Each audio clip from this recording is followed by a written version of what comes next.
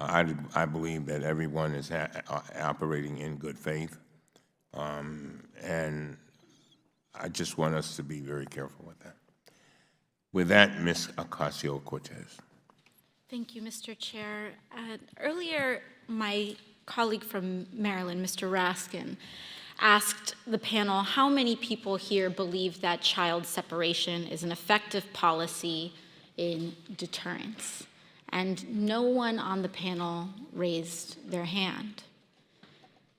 I just wanted to note that for the record, Mr. Chair. I wanted to ask a question from Professor Mukherjee. Is the United States violating or violated human rights agreements set by the United Nations in a family separation policy? Yes. International law is clear that family unity should be prioritized. So we, as members of the United Nations, signed on into an international human rights agreement saying very clearly that family separation is a violation of international human rights, and then we pursued a policy that violates human rights. You know, Mr. Chair, I was looking, how did we get to this point? How did we get to this point where we take children out of mothers' and fathers' arms? And, you know, it dated back, family separation in the way that we have seen it, where we take children away from their parents without due process, began last year under Secretary Kirstjen Nielsen, but I had to dig further. And our staff dug further. But where did this start within the administration? She implemented it. And we found a memo. It dates back to April 23rd of 2018, where there was an official recommendation to, quote, pursue prosecution of all amenable adults who cross our border, quote, illegally, even though this applied to legal asylum seekers in practice, including those presenting with a family unit between ports of entry in coordination with DOJ. Here is the memo that I would like to submit to the congressional record. What is the date of that? It is the memorandum for the Secretary from Homeland Security. Date. April 23rd, 2018, subject increasing prosecutions of immigration violations. Without objection. And so I looked at this memo, and it seems like this is the source of it. And it seems as though, Mr. Homan, that you are the author. It says here from yourself, Kevin Michalinen, and Francis Cisna. Is this correct? Did you sign the memo? I'd have to see what you... I'd be happy to provide it. And we'll provide it over, but I would like to note that here it says the official recommendation. There were 3 different options presented. The third included the option for family separation. This initiative would pursue prosecution of all amenable adults, including those presenting with a family unit. Mr. Homan, your name is on this, is this correct? Yes, I signed that memo. So you are the author of the family separation policy? I am not the author of this memo. You're not the author, but you signed the memo. Yes, a zero tolerance memo.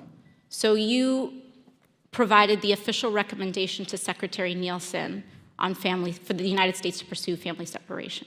I gave Secretary Nielsen numerous recommendations on how to secure the border and save lives. But it says here that you gave her numerous options, but the recommendation was option 3, family separation. What I'm saying, this is not the only paper where we've given the Secretary numerous options to secure the border and save lives. And so the recommendation, of the many that you recommended family separation. I recommended zero tolerance. Which includes family separation. The same as is with every U.S. citizen parent gets arrested when they're with a child.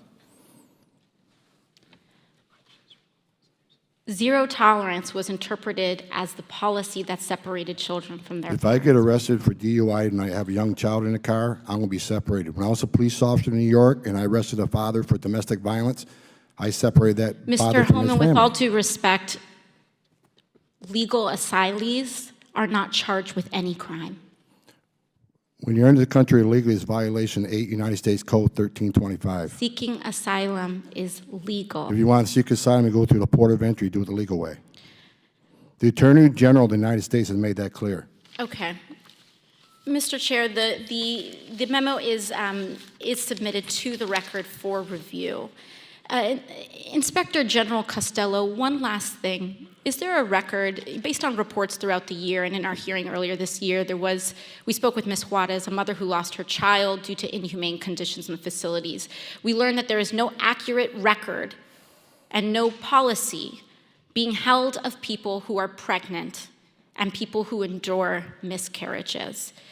Is there a record of who enters and leaves these facilities? I'm not familiar with the instance you're talking about, but I do believe the facilities keep custody logs and logs, but I'm not familiar with the incident you're talking about. And where would we find those records? I believe all the facilities keep them on site, CBP and ICE facilities. And if you believe that the records are not accessible, or if we find that the records are not accessible, do you believe the committee should seek to request records from DHS on the location of children and those that are detained? Well, we would never opine about what the committee would request and not request, so. Thank you very much.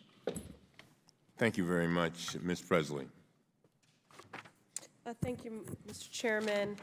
I'm very proud to represent and to call the Massachusetts